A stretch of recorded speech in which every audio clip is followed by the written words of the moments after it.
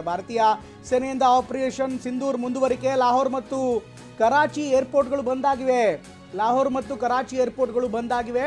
ಈ ಎರಡು ಏರ್ಪೋರ್ಟ್ಗಳನ್ನ ಪಾಕಿಸ್ತಾನ ಸಂಪೂರ್ಣವಾಗಿ ಬಂದ್ ಮಾಡಿದೆ. ಸಂಜೆ 6:30ರವರೆಗೂ ಕೂಡ ಲಾಹೋರ್ ಏರ್ಪೋರ್ಟ್ ಬಂದ್ ಅಂತ ಘೋಷಣೆ ಮಾಡಲಾಗಿದೆ. ಭಾರತೀಯ ಸೇನೆಯಿಂದ ಆಪರೇಷನ್ ಸಿಂಧೂರ್ ಕಂಟಿನ್ಯೂ ಆಗಿರುವಂಥ ಹಿನ್ನೆಲೆಯಲ್ಲಿ ಆ ಭಾಗದ ಬಹುತೇಕ ಎಲ್ಲ ಏರ್ಪೋರ್ಟ್ಗಳನ್ನ ಕ್ಲೋಸ್ ಮಾಡಲಾಗ್ತಾ ಇದೆ. ಲಾಹೋರ್ ಮತ್ತು ಕರಾಚಿ ಏರ್ಪೋರ್ಟ್ಗಳನ್ನ ಸಂಪೂರ್ಣವಾಗಿ ಬಂದ್ ಮಾಡಲಾಗಿದೆ. ಪ್ರಮುಖವಾಗಿ ಡ್ರೋನ್ ಸ್ಟ್ರೈಕ್ ಆಗ್ತಾ ಇರುವಂಥ ಹಿನ್ನೆಲೆಯಲ್ಲಿ ಮೂವ್ಮೆಂಟ್ಗಳಿಗೆ ಕಷ್ಟವಾಗಬಹುದು. ಸುಮಾರು 2 ಏರ್ಪೋರ್ಟ್ಗಳಲ್ಲಿ ಸಾಕಷ್ಟು ಸಮಸ್ಯೆ ತಂದೊಡುವಂಥ ಸಾಧ್ಯತೆ ಇರುತ್ತೆ. ಈ ಹಿನ್ನೆಲೆಯಲ್ಲಿ ಈ 2 ಏರ್ಪೋರ್ಟ್ಗಳನ್ನು ಸಂಪೂರ್ಣವಾಗಿ ಸ್ತಬ್ಧಗೊಳಿಸಲಾಗಿದೆ. ಯಾವುದೇ ಚಲನವಲನ ಮಾಡದಂತೆ ಈಗಾಗಲೇ ವಿಮಾನಯಾನ ಸಂಸ್ಥೆಗಳಿಗೆ ಸೂಚನೆ ಕೊಡಲಾಗಿದೆ.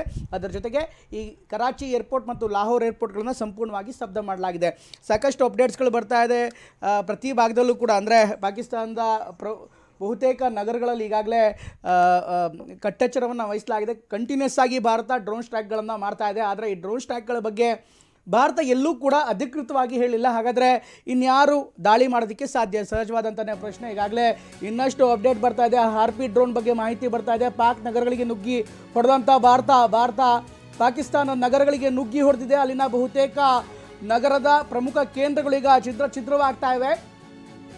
ಪಾಕಿಸ್ತಾನದ ಆ್ಯಂಟಿ ಮಿಸೈಲ್ ಸಿಸ್ಟಮ್ ಈಗಾಗಲೇ ಧ್ವಂಸವಾಗಿದೆ. ಪಾಕ್ ನಗರಗಳಿಗೆ ನುಗ್ಗಿ ಭಾರತ ಈಗ ಡ್ರೋನ್ ಅಟ್ಯಾಕನ್ನು ಮಾಡಿದೆ. ಪಾಕಿಸ್ತಾನದ ಅನೇಕ ನಗರಗಳು ಕರಾಚಿ, ರಾವಲ್ಪಿಂಡಿ, ಲಾಹೋರ್ ಸೇರಿದಂತೆ ಪ್ರಮುಖ ಸ್ಥಳಗಳ ಮೇಲೆ ಈಗಾಗಲೇ ದಾಳಿ ಮಾಡಲಾಗಿದೆ. ಪ್ರಮುಖವಾಗಿ ಪಾಕಿಸ್ತಾನದ ಏರ್ ಡಿಫೆನ್ಸ್ ಸಿಸ್ಟಮನ್ನು ಸಂಪೂರ್ಣವಾಗಿ ಸ್ತಬ್ಧ ಮಾಡಲಾಗಿದೆ. ನೋಡ್ತಾ ಇದ್ದೀರಾ, ಲಾಹೋರ್ನ ಕೆಲ ಭಾಗಗಳಿಂದ ಬರ್ತಾ ಇರುವಂಥ ದೃಶ್ಯ. ಅದೇ ರೀತಿ ಪಠಾಣ್ಕೋಟ್ ಸೇರಿದಂತೆ ಇನ್ಫ್ಯಾಕ್ಟ್ ಸಿಯಾಲ್ಕೋಟ್ ಸೇರಿದಂತೆ ಬೇರೆ ಬೇರೆ ಭಾಗದಲ್ಲೂ ಕೂಡ ದಾಳಿ ಆಗಿದೆ ಅನ್ನೋ ಬಗ್ಗೆ ಮಾಹಿತಿ ಲಭ್ಯವಾಗ್ತಾ ಇದೆ.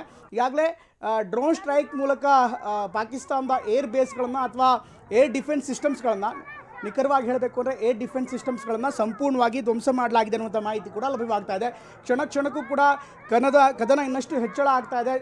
ಕ್ಷಣಕ್ಕೂ ಕೂಡ ಅದರ ತೀವ್ರತೆ ಕೂಡ ತುಂಬ ಜೋರಾಗ್ತಾ ಇದೆ. ಪಾಕಿಸ್ತಾನ ಈಗ ಮುಂದೆ ಏನು ಮಾಡಬೇಕು ಅಂತ ಗೊತ್ತಾಗ್ತಾ ಇಲ್ಲ. ಇವತ್ತು ಬೆಳಗ್ಗೆ ಶಹಬಾಜ್ ಶರೀಫ್ ಅವರು ಪಾಕಿಸ್ತಾನದ ಪ್ರಧಾನಿ ಒಂದು ಮಹತ್ವದ ಸಭೆಯನ್ನು ಕೂಡ ಕರೆದಿದ್ದಾರೆ. ಮುಂದೆ ಈ ಒಂದು ಯುದ್ಧವಾಗಿ ಮಾರ್ಪಡ್ತಾ ಇರುವಂಥ ಪರಿಸ್ಥಿತಿಯನ್ನು ಹೇಗೆ ಎದುರಿಸಬೇಕು ಅನ್ನುವಂಥ ನಿಟ್ಟಿನಲ್ಲಿ ಈಗಾಗಲೇ ಸಭೆ ಕೂಡ ಕರೆದಿದ್ದಾರೆ. ಆದರೆ ಪಾಕಿಸ್ತಾನ ಏನೇ ಪ್ರಯತ್ನ ಪಟ್ಟರೂ ಕೂಡ ಭಾರತಕ್ಕೆ ತಿರುಗೇಟನ್ನು ಕೊಡೋದಕ್ಕೆ ಸಾಧ್ಯವಾಗ್ತಾ ಇಲ್ಲ. ಯಾಕೆಂದರೆ ಭಾರತ ಬಳಿ ಇರುವಂಥ S-400 ಇರ್ಬೋದು, ಅದರ ಜೊತೆಗೆ ಹಾರ್ಪಿ ಡ್ರೋನ್ಗಳಿರ್ಬೋದು, ಪಾಕಿಸ್ತಾನನ ಸಂಪೂರ್ಣ ಲೆಕ್ಕಾಚಾರವನ್ನು ತಲೆ ಕೆಳಗಾಗಿಸ್ತಾ ಇದೆ. ಈ ಕಾರಣಕ್ಕೋಸ್ಕರ ಈಗ ಮುಂದಿನ ಆಯ್ಕೆಗಳೇನಿರುತ್ತೆ ಅನ್ನೋದು ಕೂಡ ದೊಡ್ಡ ಪ್ರಶ್ನೆ ಆಗಿದೆ. ಪಾಕಿಸ್ತಾನದಲ್ಲಿ ನಿರಂತರವಾಗಿ ಆಗ್ತಾ ಇದೆ.